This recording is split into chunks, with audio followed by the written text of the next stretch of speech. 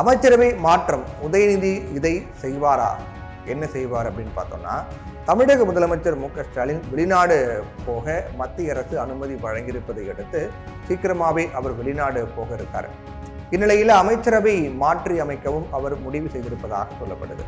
சீனியர்கள் பலர் அமலாக்கத்துறை, வருமான வரித்துறை விசாரணை வளையத்தில் இருப்பதால முதலமைச்சர் ஸ்டாலின் மொத்தமாக ஆட்டத்தை கலைத்து ஆடக்கூடிய திட்டத்தில் இருக்காராம். இதனால 2026 சட்டசபை தேர்தலை மனதில் வைத்து சில வாரங்கள்ல தமிழ்நாடு அரசியல மாபெரும் மாற்றங்கள் இருக்கும் அப்படின்னு சொல்லப்படுது. முக்கியமா அமைச்சரவையில பெரிய அளவில் மாற்றங்கள் இருக்கும் அப்படின்னு திமுக வட்டாரங்கள்லாம் தெரிவிக்கிறாங்க. போக்குவரத்து துறை, மின்சார அமலாக்க ஆகியவை மாற்றம், உள்ளாட்சித்துறை மாற்றம், விளையாட்டுத்துறை மாற்றம் ஆகிய துறைகளில மாற்றங்கள் செய்யப்படலாம் அப்படின்னு சொல்லப்படுது. புதிய அமைச்சர்கள் ஆட்சியில சேர்க்கப்பட வாய்ப்பு இருக்கு அப்படின்னும், இளம் அமைச்சர்கள் பெரும்பாலும் ஆட்சி அதிகாரத்தில் சேர்க்கப்பட வாய்ப்புகள் இருக்கு, பெரிய அளவில் மாவட்ட செயலாளர்கள் சேர்க்கப்பட வாய்ப்புகள் இருக்கு அப்படின்னும் திமுக வட்டார தகவல்லாம் சொல்லுது. திமுக ஆட்சி கட்சியாக இருந்தாலும் வலிமையான கூட்டணி வச்சிருக்காங்க. ஆனா ஆட்சி மீது சில விமர்சனங்கள் இருக்கு. இந்த விமர்சனங்களை மனதில் வைத்து அமைச்சரவை மாற்றப்படும் அப்படின்னு சொல்லப்படுது.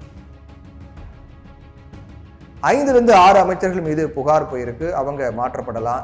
விளையாட்டுத்துறை அமைச்சர் உதயநிதி ஸ்டாலினுக்கு கட்சியிலும் கட்சிக்கு வெளியும் அதிகாரத்திலும் கொஞ்சம் கொஞ்சமாக வாய்ஸ் கூடிக்கிட்டே வருது.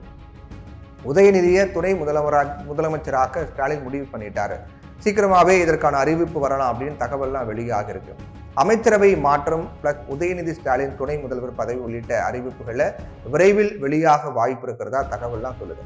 ஸ்டாலின் வெளிநாடு செல்வதை முன்னிட்டு ஆட்சி நிர்வாக பொறுப்புகள் அவருக்கு முழுமையாக வழங்கப்படலாம் அப்படிங்கிறாங்க.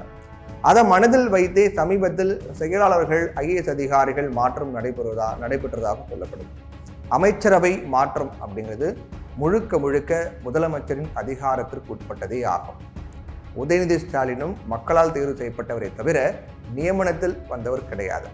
ஆனால் அவருடைய செயல்பாடுகள் மக்களை கவரும் விதத்திலையும் மக்கள் எண்ணை காப்பாற்றும் விதத்திலையும் இருக்க வேண்டும் என்பதுதான் எல்லாருடைய எதிர்பார்ப்பாக இருக்கு. மாநில சுயாட்சி, தமிழின உரிமைகள் பாதுகாப்பு, ஈழத்தமிழர்கள் விவகாரத்தில் அக்கறை அப்படின்னு அவர் செயல்படுவாரே ஆனால் புதிய தலைமுறையினர் அவரை வாழ்த்துவார்கள் அப்படிங்கிறதுல மாற்று கருத்துல பொறுத்து பார்க்கலாம் அவருடைய செயல்பாடுகள் எப்படி இருக்கு அப்படின்னு.